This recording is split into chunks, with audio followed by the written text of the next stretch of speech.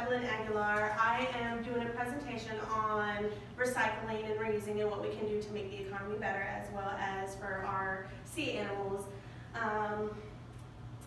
We have seen the most recent videos and images on the internet of all the different types of animals that have been coming up to the surface and have been pretty much, well, dead.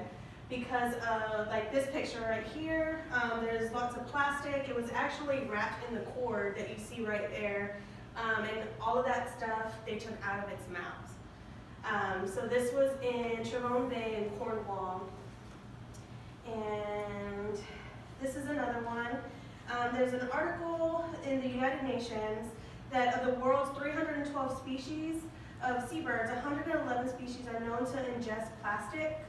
And between 700,000 and 1 million seabirds are killed from entanglement or ingesting each year of different stuff that we leave laying around. In our household, we go through a lot of groceries, and so we used to use a lot of plastic, and what we started doing is buying the reusable bags because it's a lot easier. And I decided to use this picture because it was so cute. And I feel like it would be more safe for the environment because the plastic, it takes a really long time for them to degrade it and being able to do anything with it.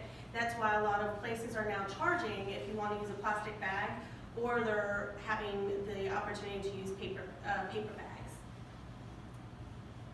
If everyone were to start cleaning up after themselves, focusing more on conserving our planet and animals, the world would be a safer, cleaner place. After much research, I realized just how much damage plastics can do to our marine ecosystem, and I want to share some of the interesting facts of how recycling can make a difference and save our marine friends. This picture shows the different steps of how a lot of the products that we use actually go into the ocean in the steps. And here's another picture of the whale, and this one was on Facebook, so that's the only reason why I got more interested in trying to figure out how this is happening and how come we haven't done anything about it. So the pollutions in our oceans is an extreme issue that has gone unnoticed and leads to more money being spent for the cleanup. In today's society, focuses too much on convenience of disposable waste, such as plastic utensils and drinkware, despite the consequences, especially with the cost associated with cleaning up all pollutants. So if you think about it, there's a lot of bottles that are inside the whale's mouth, like the soda cans and water bottles. And if we used our own water bottles more often, that would kind of eliminate all of that. That is being thrown out there. So according to one of the biggest sources, it's called non-point source pollution. And there's a runoff in which includes different sources like the septic tanks, cars, trucks, boats, and larger sources such as farm, ranches, and forest areas. They all contribute 20% of the pollutants to the ocean. And then this is a picture I thought that was very interesting. So that shows where the 20% of the debris is coming from all of these different ships and boats and stuff that we use, like the offshoring oil rigs as well. And it's very harmful to humans because what we don't realize is a lot of people eat seafood. I do not eat seafood. But the pollutants that go into the water, they go into the fish. So even if it's like the oil spills or any of the toxic chemicals that companies like to just throw in, it's very harmful because if the fish is consuming that and then we decide we want to eat it, the chemicals go into your body. So that also contributes to why some people get a form of cancer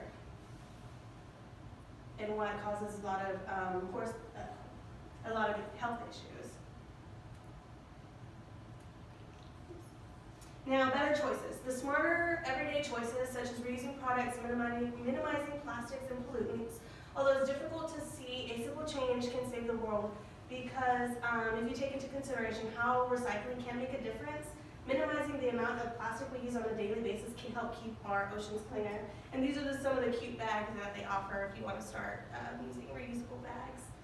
And in the grocery stores instead of plastic bags, because those get thrown away, but these can always be reused. And they're only $1.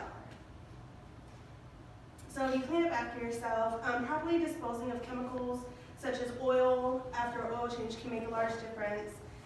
If you search for organic chemicals and pesticides and cleaning products to avoid contaminating our waterways and oceans, because eventually they'll reach our marine mammals and find their way back to us. So this is also another epidemic where all the fish was dying. And then what can we do to recycle properly is just put your trash where it belongs. If it's recyclable, it's best to recycle because they have the proper ways to dispose of it versus it going everywhere.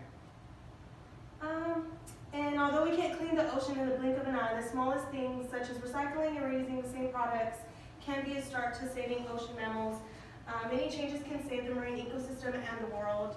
I've given some points and hopefully it'll change your mind on using plastics and disposables instead of reusable.